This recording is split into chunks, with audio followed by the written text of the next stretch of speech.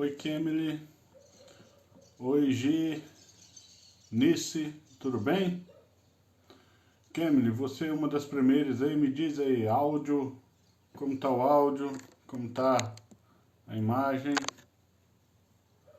Boa tarde, a paz.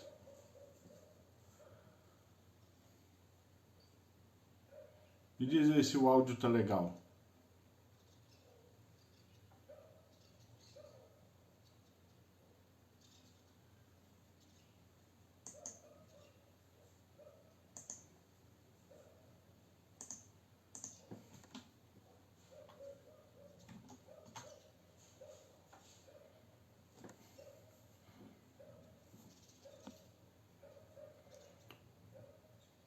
Obrigado, Kemily. Oi, Edna, tudo bem? O pessoal tá chegando aí, a Sandra já chegou aí, tô vendo. Boa tarde. A Adélia já chegou aí também. Os irmãos vão chegando.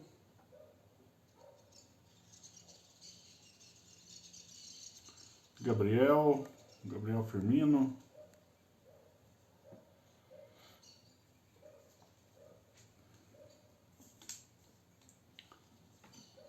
Lá estamos aí com 11 pessoas por enquanto. Carol. Oi, Carol. André G. Vanessa. Oi, Vanessa, tudo bem? A paz do Senhor.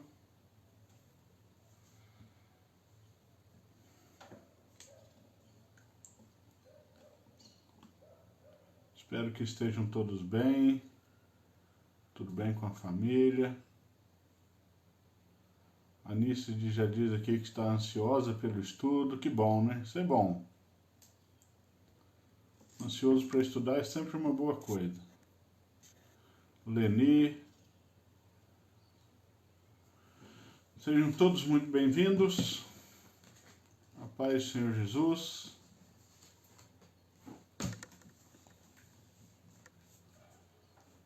Vamos iniciar. Vamos iniciar orando. Vamos orar? Irmã Conceição, chegando aí também.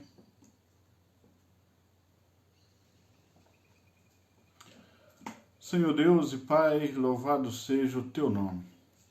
Senhor, mais uma vez nós nos reunimos por meio da ferramenta da internet para este estudo, este compartilhar sobre regras, técnicas de interpretação do texto bíblico.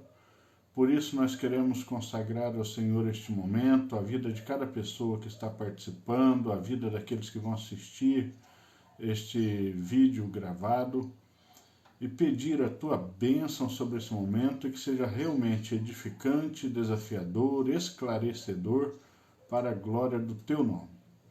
É o nosso pedido em nome de Jesus. Amém. Muito bem.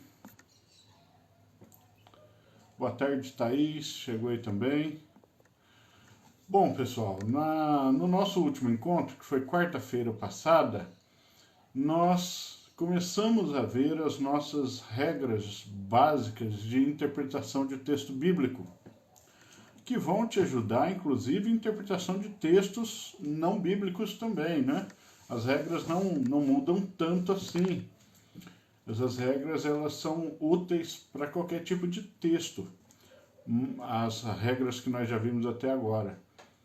Mas a gente precisa se atentar para a natureza da Bíblia, como dissemos, né? Que é um livro diferenciado dos outros em diversos aspectos, mas ainda assim continua sendo um livro, né?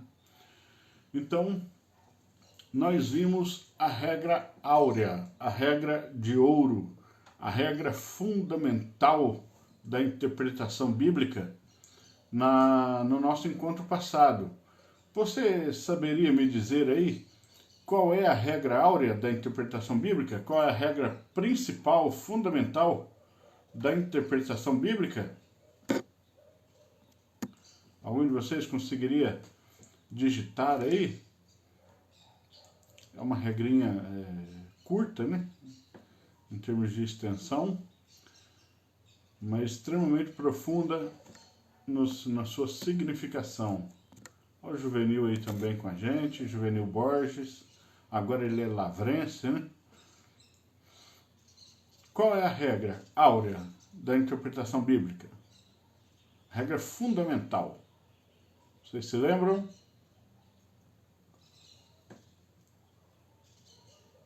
Vamos lá, vou dar um tempinho e ver se alguém consegue digitar essa regrinha básica aí. Pode ser com as suas palavras, não tem problema, tá? É até melhor que seja assim, porque aí eu percebo que você realmente entendeu a regra, né? Rapaz, meu irmão, tudo jóia, Juvenil? Vamos lá, regra áurea da interpretação bíblica. Alguém?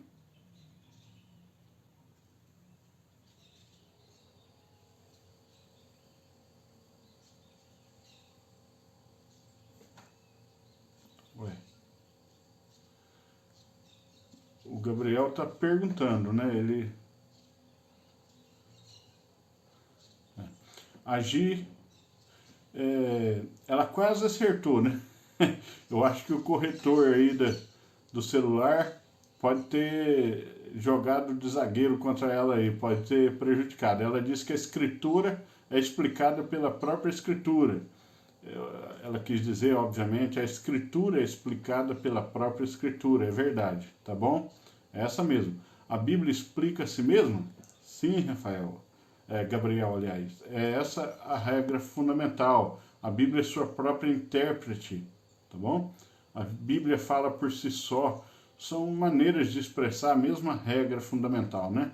A Bíblia é sua própria intérprete. A Bíblia é sua própria intérprete, também disse a Thaís. A Bíblia é sua própria maior intérprete. A Escritura deve ser explicada pela sua própria Escritura. Exatamente isso, Vanessa. Exatamente, essa é a regra fundamental, tá joia?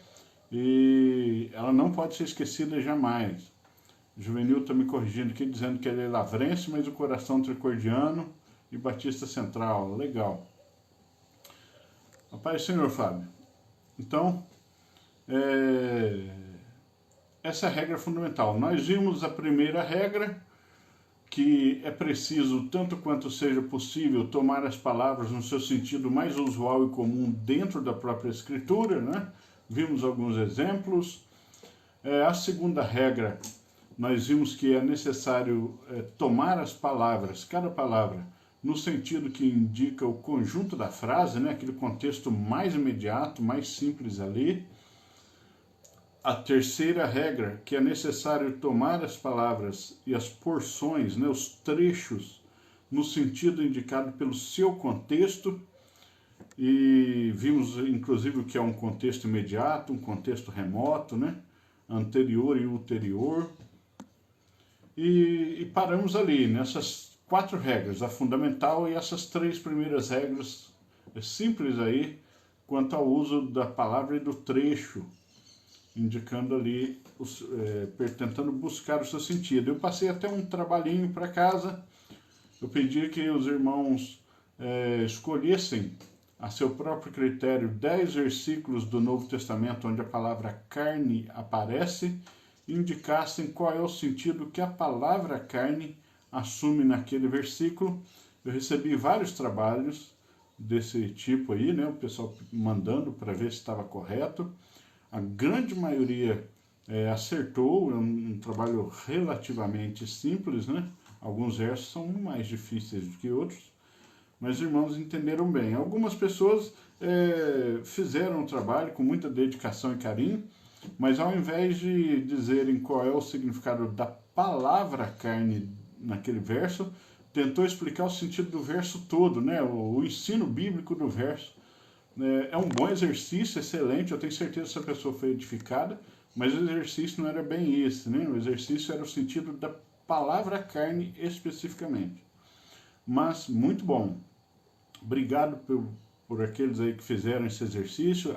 Se alguém fez, mas não me mandou, obrigado também, né? Você quem ganha com isso, com esses exercícios.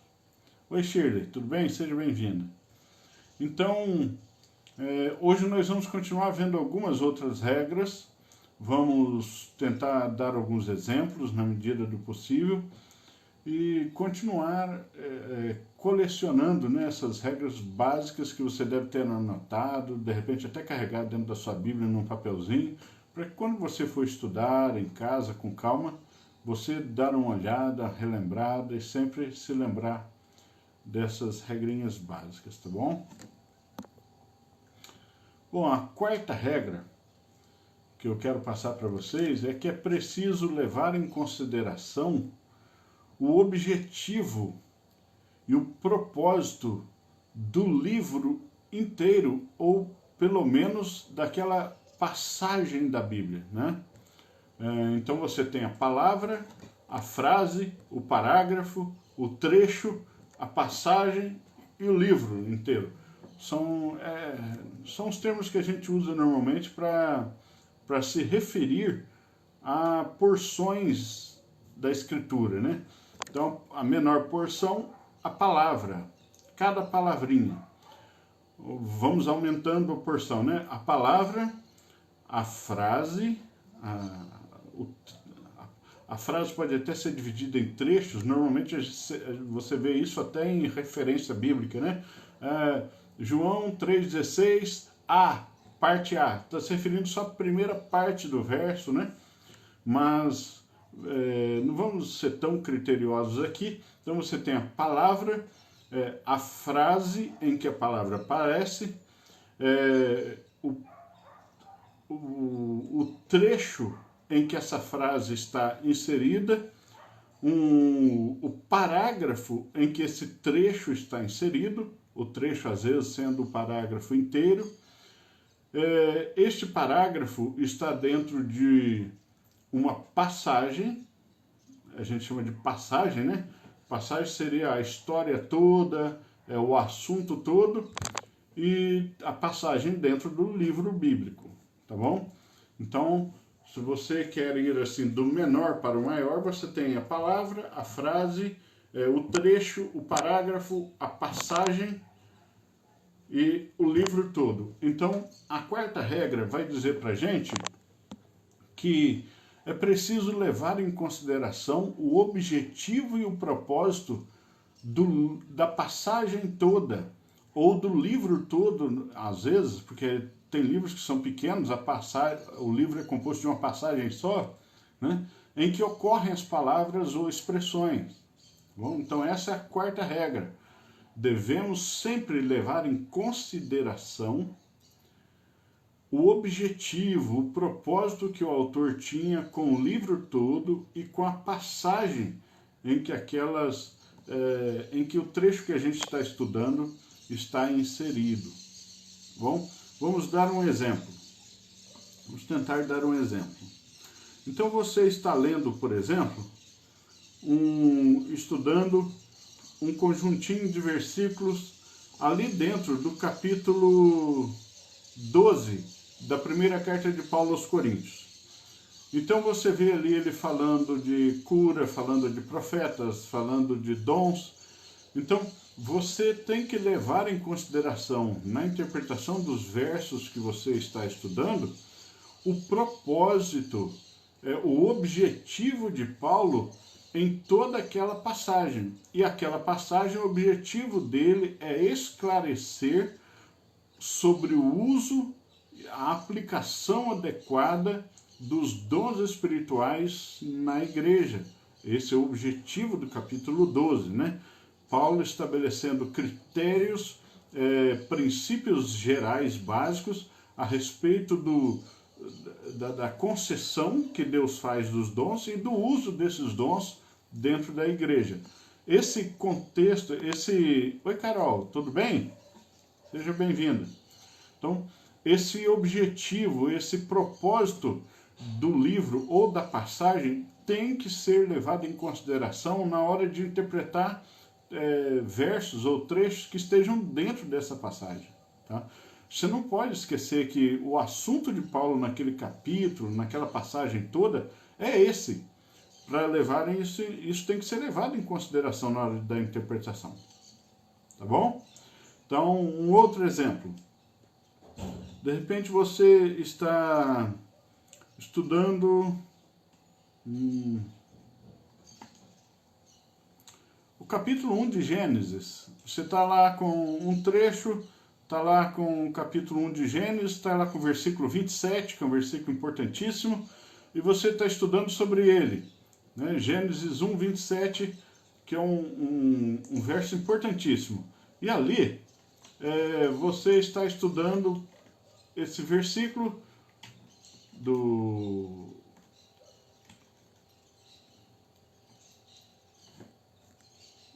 aliás, é de Gênesis mesmo, né? Que é o versículo 27, criou, pois, Deus o homem à sua imagem, a imagem de Deus o criou, homem e mulher os criou. Olha que versículo importante, né? Que carrega uma mensagem muito importante. Oi, Camila, tudo jóia? Então, você está estudando esse verso, você precisa levar em consideração o propósito e o objetivo de toda a passagem que esse verso está inserido. E qual o objetivo da passagem? A passagem é o texto apresentando Deus como Criador de todas as coisas.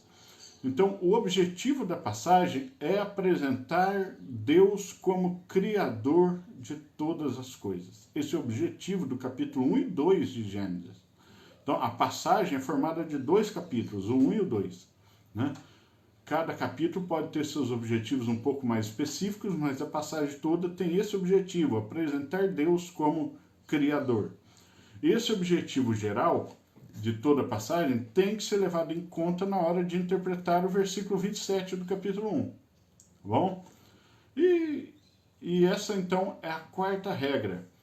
Tomar em consideração, levar em consideração o objetivo e o propósito do livro ou da passagem em que ocorrem as palavras ou expressões ou trechos estudados. Compreenderam bem essa quarta regra aí também? De repente uma pergunta pode surgir aí: como eu vou saber qual é o objetivo e o propósito da passagem ou do livro? Lendo a passagem e o livro todo. Não tem outro jeito, né? Até tem, mas não é o mais seguro. Então, se você está estudando lá esse, por exemplo, o capítulo 1 de Gênesis, o modo mais seguro de você chegar ao objetivo, conhecer o objetivo e o propósito da passagem, é ler a passagem, não tem outro jeito, tá bom? Você pode até pegar ali quando o livro é pequeno, você vai lá no comecinho, se você tem uma Bíblia de estudo, e vê lá o que o autor do estudo disse lá do propósito do livro. Mas aí você tem que confiar no autor do estudo. Ele pode estar enganado, por que não? O autor do estudo da Bíblia de estudo não estava inspirado por Deus. Quem estava inspirado por Deus era o autor do texto bíblico, e não do estudo que está na Bíblia de estudo. Então, não é o modo mais seguro. O modo mais seguro é você fazer a sua leitura da passagem toda e verificar, dentro do contexto do livro todo, se você não conhece, seria ideal era ler o livro todo também, para saber qual é o objetivo e o propósito da passagem. Tá bom? É assim que você descobre isso. Por isso que às vezes você fala assim, o meu estudo está baseado em Gênesis 1, 27. Mas para fazer o seu estudo, você não pode ler só Gênesis 1, 27. Você tem que ler toda a passagem, e às vezes o livro todo. Por isso que tem gente que às vezes acha que é fácil fazer estudo bíblico, preparar uma pregação, né? Não, não é sempre fácil. Por quê? Porque a demanda de trabalho às vezes é muito grande para o resultado parecer pequeno. Nunca é pequeno, mas pode parecer pequeno. Às vezes você, para dar uma palavra aí de 15, 20 minutos, você estudou durante horas, de repente até dias, para que conseguisse ter segurança para pregar, né, para interpretar bem o trecho em questão que fundamenta a sua pregação, o seu estudo, a sua aula de escola bíblica e assim por diante. Tá bom? Oi, Monique, tudo bem? Então, nunca é tão simples quanto parece para aquele que só ouve, né? Que pega o produto final, que pega ali já o bolo já com a cereja em cima, né? O ouvinte, o receptor do nosso trabalho. Tá bom? Então, se você está fazendo esse curso, eu vou partir do pressuposto que você é um daqueles que tem interesse em mergulhar mais profundo na Bíblia. E se você quer mergulhar mais na Bíblia, saiba que isso demanda a sua cota de trabalho, né? Deus gosta de trabalho. Então, o próprio Jesus disse, meu Pai trabalha e eu trabalho até agora, né? Então, o trabalho é de Deus. Então, dá trabalho, tá bom? Então, aí não tem atalhos, tá bom? Se você quer conhecer bem o objetivo, o desígnio de uma passagem, tem que ler a passagem, às vezes várias vezes, para ter mais segurança, tá bom? Vamos para a próxima regra. A próxima é a quinta regra. Quinta regra. A quinta regra diz o seguinte: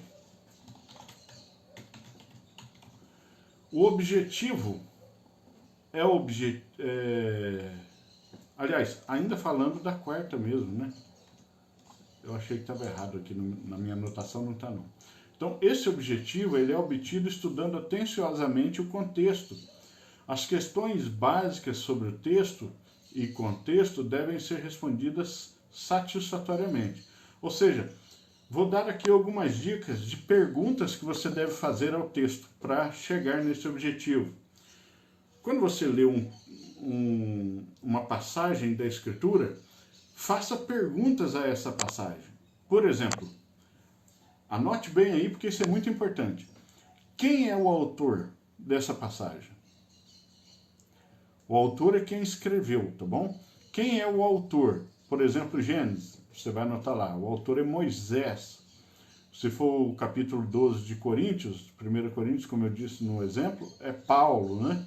Quem é o autor? Outra pergunta básica. Quem são os destinatários originais? Claro, eu também sou um destinatário, mas o destinatário original, ele escreveu para quem? Em primeiro lugar ali, quando ele escreveu mesmo. No caso de Paulo, era a igreja de Corinto. No caso de Gênesis, era os israelitas que saíram do Egito, na escravidão do Egito ali. Então, identificar os destinatários originais daquele trecho. Qual o propósito principal do texto? Então, eu li toda a passagem ali e eu tenho que fazer essa pergunta. Qual o assunto principal? Sobre o que essa passagem está falando? Ela pode até falar de várias coisas, vários assuntos, mas todos esses assuntos estão apontando para um propósito maior. Sempre tem aquele que é o propósito principal do texto. Ele está escrevendo para quê? Identifique isso. São perguntas fundamentais. Outra pergunta. Qual a ideia central? Né? Ele tem um propósito e tem uma ideia central. Qual a ideia central do texto? Tá? Então, identificar essa ideia central.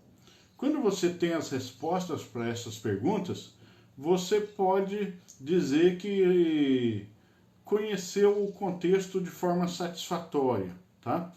Então, perguntas dessa natureza vão te ajudar. Por exemplo, outras.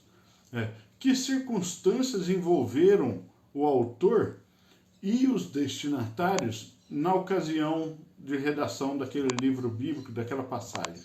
Por exemplo, Moisés, quando escreveu, eu identifiquei que foi Moisés que escreveu para os israelitas do Êxodo, né? Para o povo de Israel. O propósito principal do capítulo 1 e 2 era apresentar Deus como Criador. A ideia central é que, por ser Deus o Criador, todos nós devemos a Ele a honra, a reverência e a adoração, porque Ele é Deus, Criador, que chama a existência as coisas que não existem. Essa é a ideia principal do texto. Que circunstâncias envolveram o autor? Ou seja, Moisés, quando escreveu, estava em que circunstância? Com um povo que ainda pensava como escravo, porque todos eles nasceram como escravos no Egito. Essa era a circunstância. Escreveu durante a peregrinação do povo no deserto, em circunstâncias que o povo muito marcantes ali. Deserto, escravidão, né? Os destinatários e ele nunca foi escravo, mas estava naquele contexto. Qual era o cenário que envolvia o autor e os destinatários quando ele escreveu? Para chegar a essas respostas, às vezes você precisa de um estudo sobre o livro, realmente. Aí sim, de ferramentas, né, de autores não bíblicos. Aí de repente você pode pegar uma Bíblia de estudo, ler lá mais ou menos a data de redação do livro, quem escreveu, a circunstância. Normalmente as Bíblias trazem ali um pano de fundo da redação do livro. E aí você busca essas informações, porque elas são muito úteis na hora de determinar o propósito e o objetivo do livro. Qual tipo de literatura você está lidando? É outra pergunta básica. Então você leu o capítulo 1 e 2 de Gênesis. Que tipo de literatura é aquela? Quando eu digo literatura, que tipo de texto mesmo? Texto, né? A forma do texto. É uma narrativa histórica? É um texto profético? É uma poesia? Que tipo de texto é que é? É um texto apocalíptico? Porque são formas de texto, né? Que a gente encontra na Bíblia. Então, aquele texto ali é o quê? Aquele texto é um texto narrativo, ele vem narrando Deus criando. Então, na hora que eu vou interpretar textos narrativos, eu levo isso em consideração. Se eu vou interpretar um salmo, por exemplo, que não é um texto narrativo, é uma poesia, eu tenho que levar isso em consideração. Se eu vou interpretar um texto de Isaías, eu tenho que levar em consideração que aquele é um texto profético, não é nem uma poesia, nem uma narrativa, embora pode haver narrativa e pode haver poesia dentro dos livros dos profetas, mas a grande parte é de texto de profecia, né? Texto profético. Se eu estou lendo Apocalipse, naturalmente eu estou lendo um texto de natureza apocalíptica. Se eu estou lendo o capítulo 24 de Mateus, que é chamado de Pequeno Apocalipse, eu também tenho partes ali que são de natureza apocalíptica, que é de estrutura apocalíptica, profética apocalíptica, né? Em lugar de narrativa, como é a grande parte dos evangelhos. Então, identificar esse tipo de literatura, tipo de texto, e essas perguntas, responder essas perguntas, fazem parte do processo da quarta regra, tá bom? Quais são as palavras-chave que se destacam no texto? Tem alguma palavra que o autor repete constantemente? Tem alguma palavra assim que parece que o autor está dando ênfase nela? Ele fala dela, repete ela, tenta explicar ela? Essa é uma palavra-chave. Anotar isso tudo isso vai levar você para o objetivo e o propósito do livro ou da passagem. Tá bom? Aqui já tem muito trabalho, né? Já temos muito trabalho até aqui só para responder essas perguntas que você deve fazer ao texto estudado. E às vezes você quer estudar afinco mesmo um só versículo, toda aquela passagem. Mas para fazer isso bem, toda a passagem precisa passar por esse estudo. Claro, com o tempo, se você é um estudioso aplicado, um estudioso responsável, né? Um crente responsável, está sempre lendo a Bíblia, com o tempo é natural que muitas dessas informações já não precisam mais ser buscadas, ser estudadas, porque você já as conhece. Eu já sei que o capítulo 1 e 2 tem esse propósito, foi Moisés, eu já estudei isso anteriormente, eu lembro. Aí vai facilitar.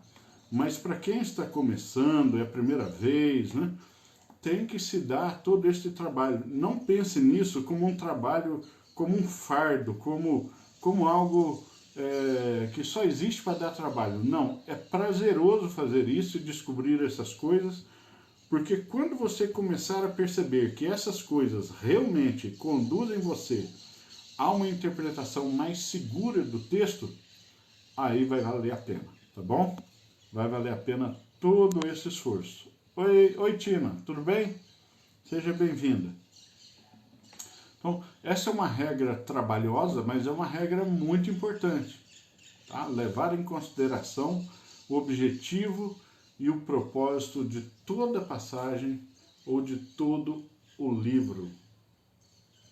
Joinha? Vamos passar para a quinta regra. O que vocês acharam aí dessa quarta regra? É muito trabalhosa ou não? É difícil? Não, difícil pode ter sido para os primeiros cristãos que não tinham todos os recursos que você tem, não existia Bíblia de estudo, não existia comentário bíblico, não existia nem luz elétrica para ele estudar de noite, né? Era na luz de vela, né? Não existia nem Bíblia com várias traduções, nem Bíblia mesmo, eles tinham que estudar nos pergaminhos, né? Aí era difícil. Para nós hoje não é tão difícil assim, tá bom? Dedicar tempo, Vanessa. Realmente, estudar a Bíblia tem a demanda de tempo. É igual adoração. Adoração também demanda tempo, porque você tem que orar, você tem que buscar a Deus, né? Para encontrá-lo e adorá-lo. Vale a pena todo esse esforço, né, Nisso? Com certeza vale. Você vai se apaixonar por esse tipo de trabalho bíblico. É fundamental, Monique, conhecer e conseguir responder essas perguntas antes de emitir uma interpretação, né?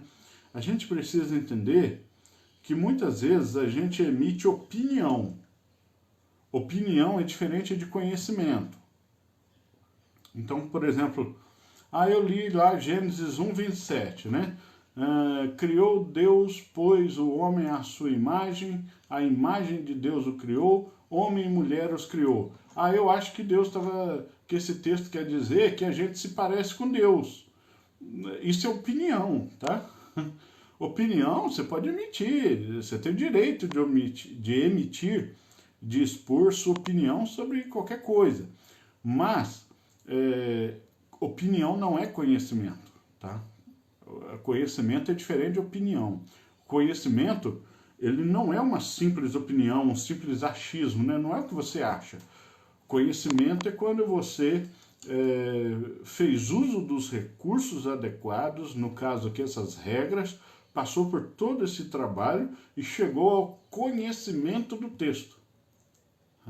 Então, por isso que hoje nós temos muitas pessoas que leem a Bíblia e têm as suas opiniões, mas temos poucas pessoas que realmente conhecem a Bíblia, que realmente conhecem, têm conhecimento da Escritura.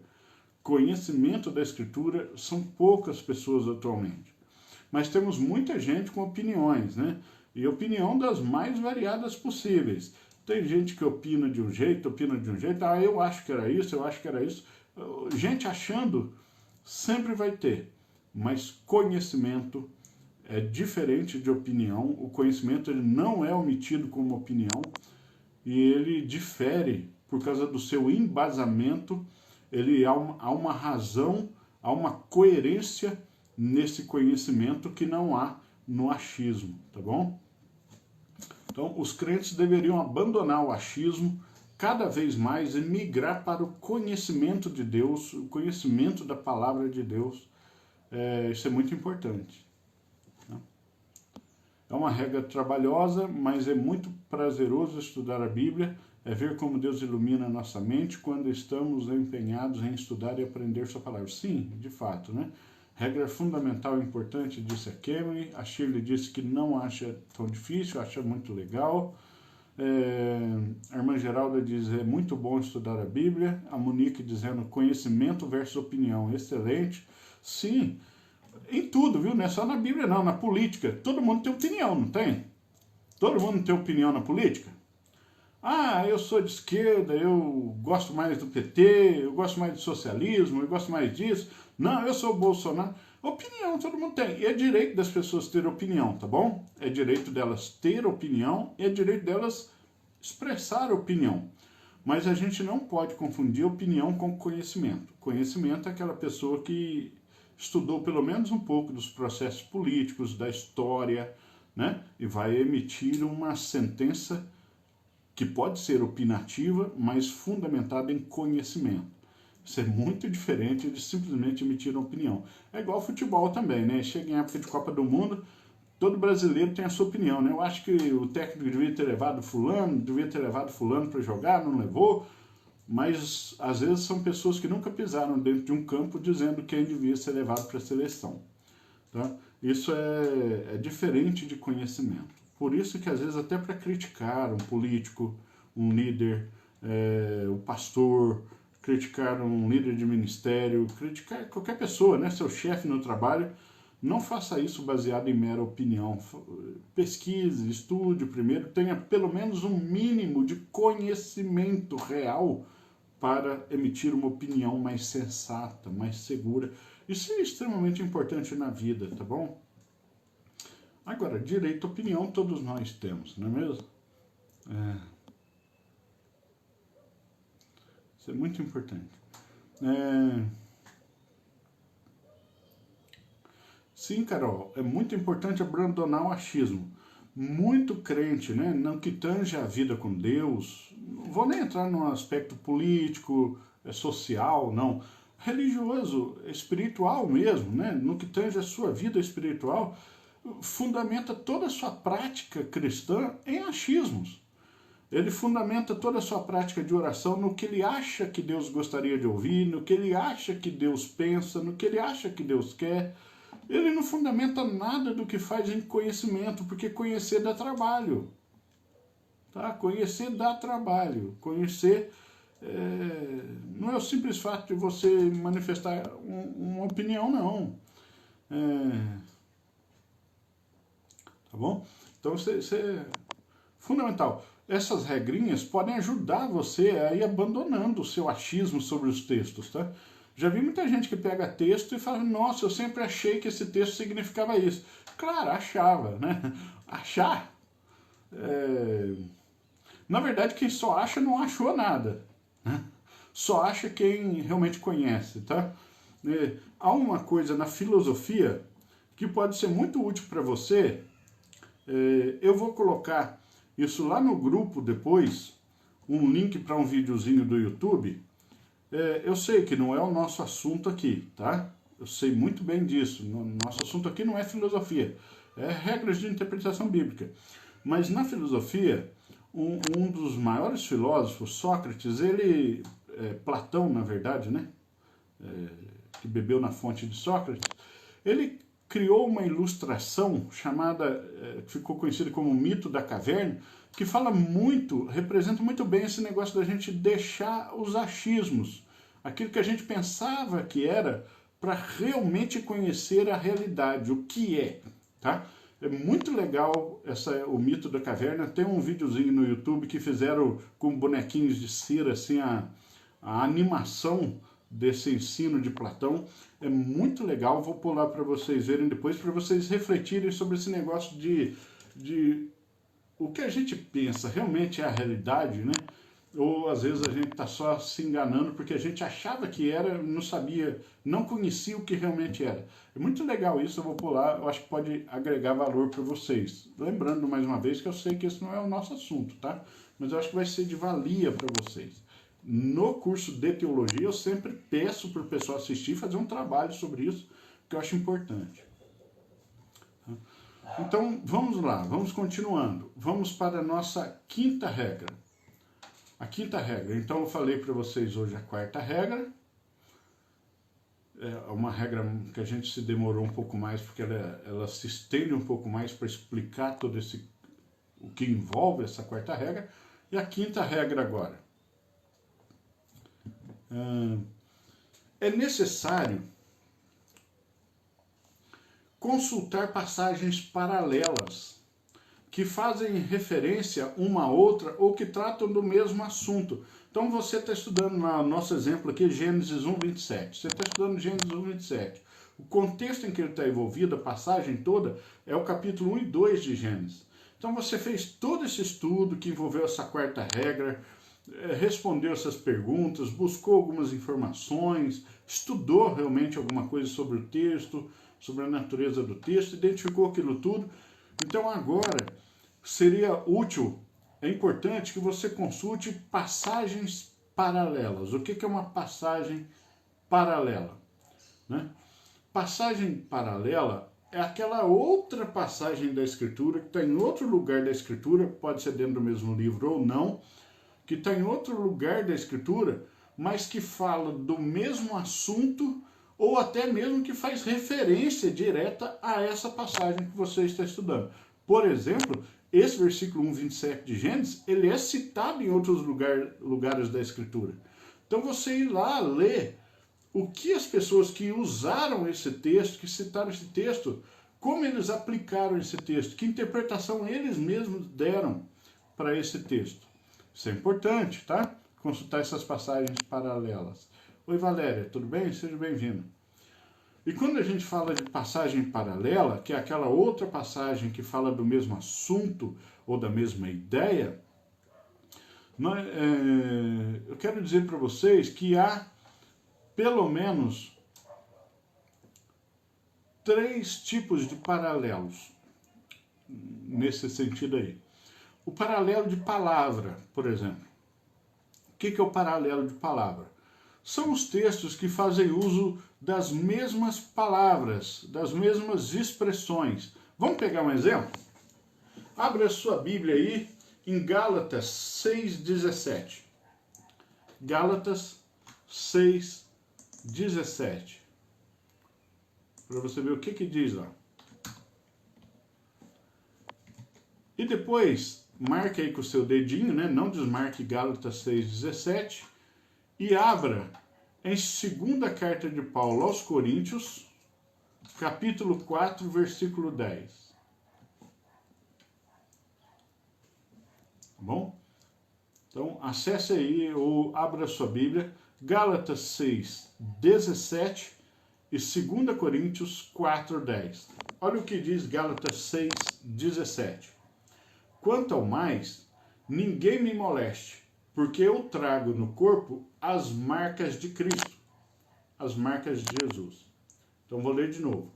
Quanto ao mais, ninguém me moleste, porque eu trago no corpo as marcas de Jesus. Isso é Gálatas 6:17. Agora olha 2 Coríntios 4:10. Levando sempre no corpo o morrer de Jesus, para que também sua vida se manifeste em nosso corpo. Então, olha só, como paralelo de palavra. Eu trago no corpo as marcas de Jesus e levando sempre no corpo o morrer de Jesus. Tá vendo? Como há um paralelo de palavras. Então, você ao estudar um, vá lá ler o outro, que é um paralelo de palavra, para você fazer uma comparação. Às vezes, o paralelo de palavra não se sustenta no seu estudo, porque você acabou descobrindo que as palavras são paralelas, mas o sentido não. Ali ele está falando de outra coisa. Por isso que aquele exercício que eu passei da palavra carne é importante, para você saber disso. Tá bom? Mas esses são 2 textos paralelos. Tá bom? E é o que a gente chama de paralelo de palavra. Agora tem também o paralelo de ideia. O paralelo de ideia é quando os textos não apresentam literalmente as mesmas palavras, mas fazem uso da mesma ideia central. Né? Da mesma ideia central. Vamos pegar alguns exemplos também? Vocês estão conseguindo me acompanhar? Oi, André, tudo bem? Deixa eu ver aqui. A Shirley disse aqui, bom, o achismo para interpretar a Bíblia realmente é algo que não deve fazer parte do nosso compartilhar. Sim, claro. É aquilo que pensamos, se for bom, será expresso em nosso testemunho, porque aquilo que temos em nossa mente, isso procuramos pôr em prática.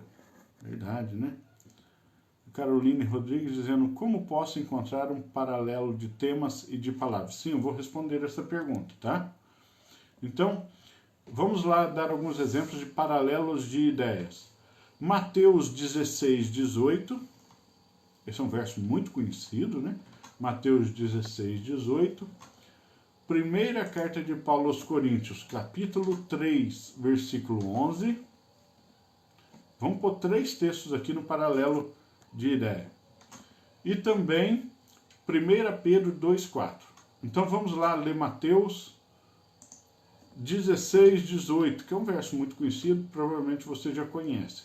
Diz assim, também eu te digo que tu és Pedro, e sobre esta pedra edificarei a minha igreja, e as portas do inferno não prevalecerão contra ela. Isso é Mateus 16:18, um texto muito conhecido.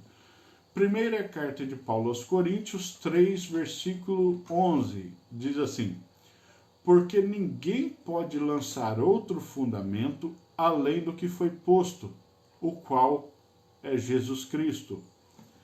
E segunda carta de Pedro, primeira de Pedro, perdão, capítulo 2, versículo 4, que diz assim: chegando-vos para ele a pedra que vive, rejeitada sim pelos homens, mas para com Deus eleita e preciosa. Então, se você fez todas aquelas, passou por todas aquelas regras, né, básicas ali, principalmente pela quarta regra, você vai chegar nesses três textos e vai ver que lá em Mateus 16, 18, quando Jesus diz: porque eu te digo que tu és Pedro, e sobre esta pedra eu edificarei a minha igreja, e as portas do inferno não vão prevalecer contra ela, você vai perceber que há um paralelo de ideia, porque sobre esta pedra significa que a pedra é o fundamento, é aquilo que sustenta a igreja que Jesus vai edificar, vai construir sobre ela. Foi isso que Jesus disse, né? Tu és Pedro, e sobre esta pedra, sobre a pedra, então a pedra está embaixo, ela é o fundamento, eu vou edificar, ou seja, construir a minha igreja. E você vê Paulo dizendo que ninguém pode lançar outro fundamento além do que já foi posto, o qual é Jesus Cristo. Então, para Paulo, quem é o fundamento, a pedra sobre o qual a igreja está construída? Jesus Cristo. E lá em Mateus, Jesus até fez um jogo de palavras com o nome de Pedro, e falando diretamente com Pedro, diz: tu és Pedro, e sobre esta pedra edificarei minha igreja. E o próprio Pedro, agora escrevendo a sua primeira carta, ele diz: chegando-vos para ele, Jesus, que é a pedra que vive, rejeitada assim pelos homens, mas eleita e preciosa para com Deus. Então, para Pedro, também a pedra fundamental da igreja é Jesus. Então você vê, esse é um paralelo de ideia, até de palavras, no caso da palavra pedra, né? Na palavra, só que lá em Coríntios não aparece pedra, aparece fundamento. Então o paralelo é da ideia em geral. Viram que exemplo legal sobre paralelo de ideia? E nós temos também o paralelo de ensino, tá? Que é uma variação do paralelo de ideia, tá? O paralelo de ensino são os textos que trazem o mesmo ensino geral. O que aquele texto quer ensinar? Isso. Esse aqui também ensina isso, então isso é um paralelo de ensino. O ensino geral da Bíblia sobre um assunto jamais poderá ser desprezado na interpretação de uma passagem particular. Isso aqui é muito importante.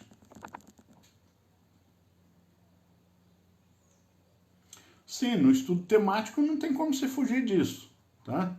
Principalmente do que eu vou falar agora sobre isso aqui. E eu não esqueci da pergunta, não. Deixa eu lembrar aqui quem fez a pergunta. Eu vou responder a pergunta, tá? Da Caroline Rodrigues. Como encontrar o paralelo de temas e palavras? Você encontra isso? O de palavras é fácil, que é só você usar uma chave bíblica ou um aplicativo de Bíblia no celular, que quase todos eles têm lá o pesquisa, né? Aí você pesquisa lá, a palavra pedra, vai te dar todos os versículos aí da Bíblia que aparecem na palavra pedra. Aí você seleciona ali aqueles que tem a ver, porque a palavra pode não ter o mesmo sentido, como a gente viu no exercício sobre a palavra carne, né? Então dá trabalho também, né? Mas a gente acha, tem ferramentas que nos ajudam. E quanto mais você for conhecendo da Bíblia, vai ficar mais fácil você, porque a sua mente vai ser, Deus traz a memória. Então, permita um exemplo pessoal, né? Não gosto de dar muito exemplo pessoal nisso, porque as pessoas são diferentes. Mas eu tenho uma boa memória, graças a Deus. E muitas vezes, quando uma pessoa está falando de um verso, pipoca outros versinhos da Bíblia que falam do mesmo assunto, da mesma ideia, às vezes com a mesma palavra na minha mente. Por quê? Eu já tenho algum contato com a Bíblia, então isso ajuda, isso vai ficando mais fácil com o tempo. Não significa que a gente pode relaxar no estudo, mas vai ficando mais fácil porque você acumula conhecimento, né? O conhecimento vai sendo acumulado, você vai conhecendo cada vez mais, então naturalmente vai ficando mais fácil se lembrar, conhecer, percorrer textos paralelos, tá bom?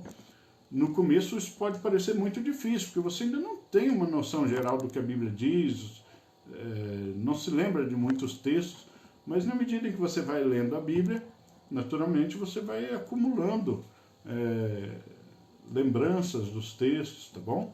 Isso vai ficando mais fácil com o tempo. Agora, eu quero focar isso aqui, olha. O ensino geral da Bíblia sobre um assunto, né, nunca pode ser desprezado na interpretação de uma passagem em particular. Então você tem o seguinte, você tem uma passagem que ensina algo e você tem o ensino que a Bíblia toda dá daquele algo. Então vamos supor que você está lendo um texto que fale de honestidade, né? Então você está lendo lá Paulo dizendo aos Efésios, por exemplo, né? Aquele que roubava não roube mais, antes trabalhe para ter com que socorrer os necessitados. Está lá em Efésios, né? Então você leu esse texto e quer estudar isso, sobre honestidade, porque a recomendação bíblica é para que o crente que roubava antes de ser crente não roube mais, agora trabalhe para ter com que socorrer o necessitado. Essa é a instrução bíblica. Tá bom? Deixa eu só ir acompanhando os comentários aqui, porque às vezes eu esqueço de rolar aqui. E aí eu vou ficando para trás nos comentários. Sim, Caroline, né? Baixou um app muito bom. Tem um app que é gratuito que eu recomendo, porque eu tenho usado ele e gosto. Um app de Bíblia que chama Bíblia JFA. Ele é gratuito, viu, para Android. É muito legal. Esse YouVersion, eu já usei ele também, ele é bom, tá? Mas em algumas coisas, pelo menos quando eu usava ele ainda não tinha tradução, era só inglês. O JFA, eu gosto muito dele, tem muitas versões de Bíblia, ele tem muitas versões de Bíblia, tanto em português quanto em outras línguas, então é um app muito legal mesmo, tem muitos recursos legais. Então hoje você tem à disposição muito recurso, tá? Mas deixa eu falar, então você está lendo lá esse texto de Efésios, que eu não me lembro a referência exata, mas sei que está em Efésios, se eu não me engano é capítulo 5 de Efésios, que diz lá, o que roubava não roube mais, antes trabalhe para ter com que socorrer o necessitado, o que mentia não minta mais, antes diga a verdade a seu irmão, e assim por diante. Então, você está fazendo um estudo sobre honestidade e quer se basear nesse versículo. Tudo bem. Mas o seu assunto é honestidade. O que a Bíblia ensina, no geral da Bíblia, a Bíblia toda ensina sobre honestidade. Então vamos supor, eu não estou fazendo esse estudo aqui com vocês, estou dando um exemplo. Vamos supor que a Bíblia ensina alguns pontos sobre honestidade no ensino geral. E aquele texto está focando um aspecto da honestidade. Não a honestidade em toda a sua grandeza, mas um aspecto da honestidade, que é a honestidade ligada a trabalho. Não está falando da honestidade em outras aplicações da vida. Ali é a honestidade ligada especificamente a trabalho, né? O que roubava não roube mais, antes trabalhe. Então é a honestidade ligada a trabalho, porque a honestidade nunca vai estar divorciada do trabalho. Então, olha só, aí você pega, para estudar o texto específico, você nunca pode desprezar o que a Bíblia toda diz sobre aquele assunto. Porque o que a Bíblia toda diz é maior. E o maior é que ilumina o menor, tá bom? Então você, na hora de estudar o específico, precisa da luz do geral. E nunca o contrário, tá? Você nunca parte do específico para o geral, mas do geral para o específico, tá? Agora, como eu vou saber disso? Mais uma vez, dá trabalho e é com o tempo. Não tem como burlar isso, não tem como a gente fazer isso por osmose, né? Fazer isso assim, encostar a cabeça de alguém em você e você, como se fosse por Bluetooth, passar conhecimento. Leva tempo, leva experiência, né? A sua experiência com a Bíblia, experimentando, a sua experiência pessoal com a Bíblia, é isso que vai te ajudar muito. Algumas ferramentas que a gente vai indicando são muito úteis, mas essa é uma regra. nunca se despreza o ensino geral para interpretar o específico, tá bom? Então, um versículo sobre aquele assunto não pode ser interpretado sem levar em consideração o que todo o restante da Bíblia diz sobre aquilo, tá bom? Senão você pode fazer uma bobagem sem tamanho. Por exemplo, você pega lá, estou criando esse exemplo agora, né?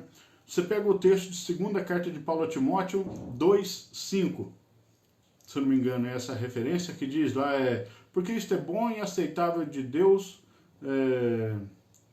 esse é o versículo 4, o versículo 5 vai dizer, porque há um só Deus e um só mediador entre Deus e os homens, Cristo Jesus, homem.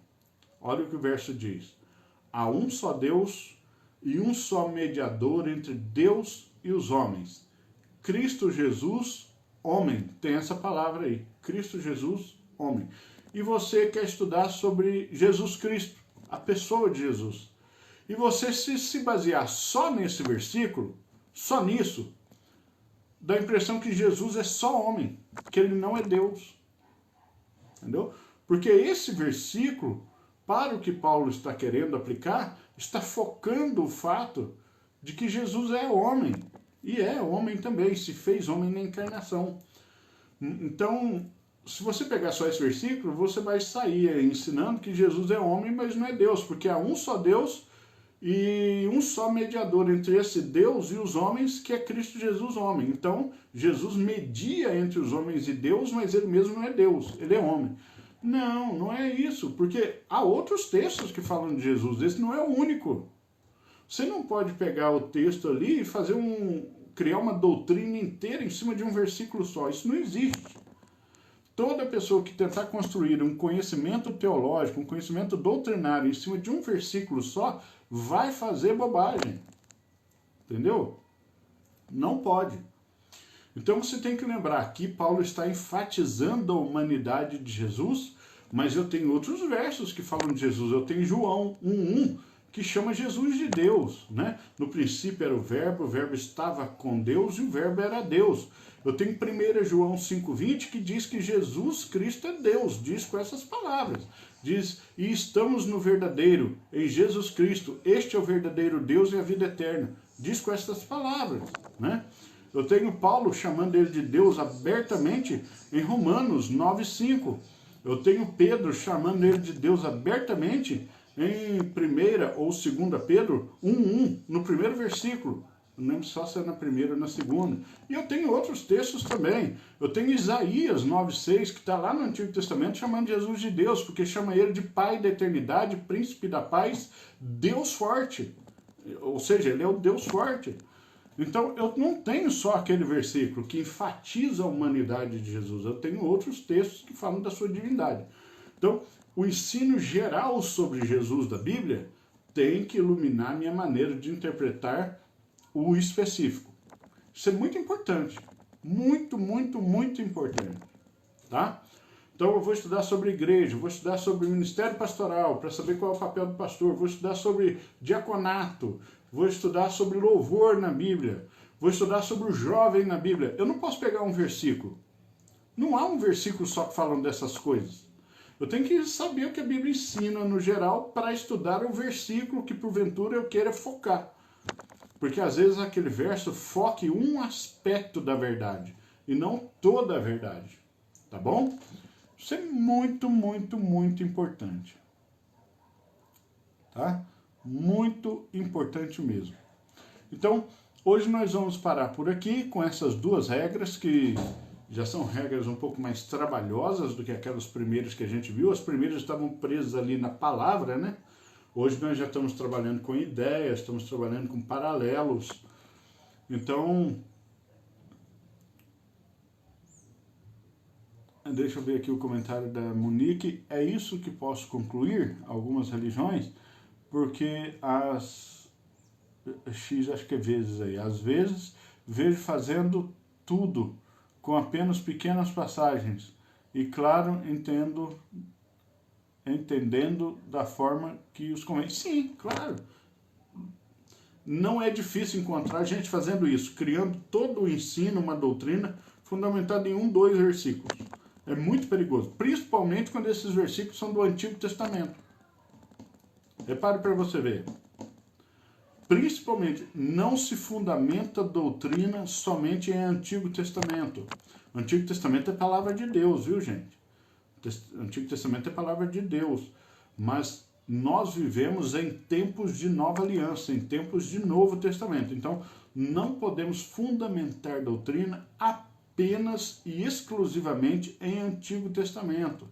A não ser que não seja doutrina, seja um estudo específico, né? Estou estudando sobre a pessoa de Moisés.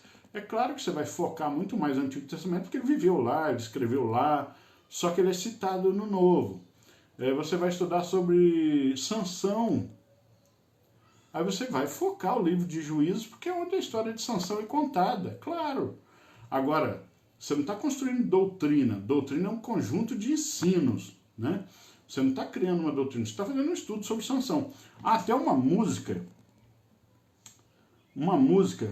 que um grupo religioso compôs sobre Sansão, que eu me sinto muito mal toda vez que eu vejo ela. E agora que eu sou pai de crianças pequenas, eu tive contato com essa música. Essa música é de um ministério adventista do sétimo dia, que eu inclusive não recomendo, né? Nenhuma produção dos adventistas, mas aí é opinião pessoal, que eles têm um ministério que chama Minha Vida é uma Viagem, que tem algumas musiquinhas muito legais, tá? Eu, antes de saber que era adventista, claro, eu ouvi, acompanhei aqui, mas aí eles têm uma música que chama Sansão, o Fortão do Cabelão. Não sei se você que é mãe ou pai já teve contato com essa música, Sansão, o Fortão do Cabelão. E nessa música, eles dizem, o refrão da música é Sansão, o fortão do cabelão, que tinha a cabeça do tamanho de um feijão, porque ele era descabeçado e se apaixonou por Dalila. Eu acho isso um absurdo, você falar uma coisa dessa. Né? É uma música que faz bullying com o herói da fé. Olha para você ver. Está fazendo bullying com o herói da fé. Por que eu sei que ele é um herói da fé? Sansão pecou quando casou com Dalila, não devia ter feito. Claro que não devia, claro que errou, mas ele é citado em Hebreus capítulo 11 como herói da fé. Ele está na lista dos heróis da fé de Hebreus 11. Então, como que eu vou dizer que ele era um homem da cabeça do tamanho de um feijão? Isso é bullying com o herói da fé que está citado no Novo Testamento como herói da fé. Então, claro, você pegar um ensino e falar assim, ó, nunca faça como Sansão, e está ensinando, pegando o erro de Sansão para ensinar que nós não devemos repetir o erro dele, claro, é uma lição muito válida. Agora, fazer bullying com uma pessoa que se arrependeu do erro e que Deus aceitou esse arrependimento e colocou ele como herói da fé, é complicado. Chamar alguém de cabeça do tamanho de um feijão não é legal nem quando a pessoa não é crente. Imagina você fazer isso com um servo de Deus do calibre de Sansão, um juiz de Israel. Então, por quê? Por causa de uma passagem, a passagem que ele errou. Não olhou todo o contexto de como Sansão é visto na Bíblia. Viu? Então, leve em consideração o ensino geral. O ensino geral da Bíblia é que Sansão foi um homem desajuizado, mas é um herói da fé. É esse o ensino geral da Bíblia. Sansão está no céu, Sansão está salvo, Sansão está seguro no céu. Fique tranquilo, porque ninguém seria chamado de herói da fé em Hebreus 11 se não fosse salvo. Então, a gente precisa tomar cuidado com esse tipo de coisa. Tá? Então, sim, realmente, Monique, muita gente desenvolve doutrina baseada em versículo isolado, em ideia isolada. Isso é um perigo enorme, tá? Eventualmente pode até acertar, por misericórdia? Pode, mas não é o processo que a gente tem que seguir. O geral joga luz no específico, tá bom? Sempre do geral para o específico. Não faça o caminho inverso, porque ele é perigoso. Tá? Ele é perigoso, tá? Esse método indutivo que a gente chama, né, de ir do específico para o geral, ele pode ser útil quando você já tem um propósito e um estudo definido pelo geral.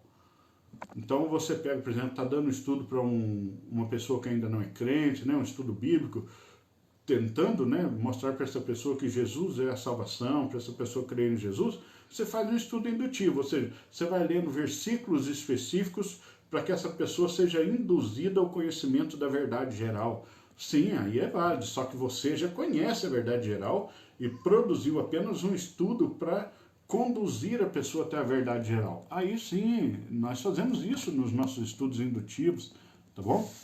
Mas, sim, né, além de bullying, falta de carinho, né? Falta de cuidado com outra pessoa, tá bom? Então, não... Eu sei que muita gente vai ficar curiosa e vai pro YouTube depois pesquisar Sansão Fortão do Cabelão, né? Não fica dando ibope para eles também, não. Mas são duas regras muito importantes. Gente, então hoje a gente fica com a quarta e a quinta regra. E no nosso próximo encontro, que será sábado, nós avançamos um pouco mais para falar sobre gêneros literários dentro da Bíblia, tá bom? Espero que você tenha gostado desse encontro aqui, que ele tenha sido útil para você. Reflita nessas coisas, tá joia? Possivelmente, eu ainda não elaborei nada, mas eu vou tentar elaborar algum tipo de exercício para você estabelecer paralelos aí dentro da Bíblia, fazer algum tipo de estudo, tá? Mas mesmo que eu não passe, tente fazer você os seus exercícios, escolha trechos, faça seus estudos, já agora observando essas regras, tá bom? Vá praticando isso.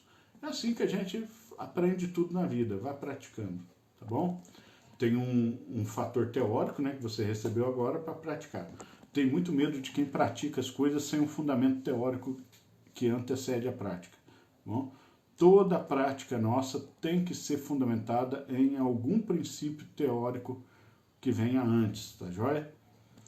Ninguém deve viver só na teoria e nem só na prática, mas a prática tem que vir depois da teoria, para você saber o que está praticando. Então vamos lá? Vamos orar para a gente encerrar esse encontro. Espero que você tenha sido abençoado, que você tenha crescido, aprendido alguma coisa, que isso tenha te abençoado mesmo. Tá bom? E pesquise aí depois sobre o mito da caverna de Platão, que tem a ver, né? Tem a ver com o que eu falei sobre achismo. Muito importante para você. Vamos orar. Senhor Santo e bendito, glorificado seja o teu nome. Obrigado, Deus, por mais esse tempo juntos, por estes irmãos que acompanharam ao vivo aqui nessa live, esse nosso compartilhar dessas duas regras básicas do estudo bíblico. Abençoa-os, ajude-os a praticar estas coisas na sua lida com a Bíblia e abençoa cada lar, cada família representada, abençoa aqueles irmãos que vão assistir este vídeo depois gravado. Se conosco no restante do dia e da semana, abençoa o teu povo, seja em Três Corações, Minas Gerais, Brasil e no mundo todo, especialmente aqueles que são teus, mas toda pessoa, Pai, receba da tua bênção e em nome de Jesus, se conosco até o nosso próximo encontro. É o nosso pedido, em nome de Jesus. Amém. Que Deus abençoe você. Você tenha aí um restante de dia abençoado, tá bom? E que você desfrute desse novo conhecimento aí nos seus estudos com a Bíblia. Fique com Deus. Deus te abençoe.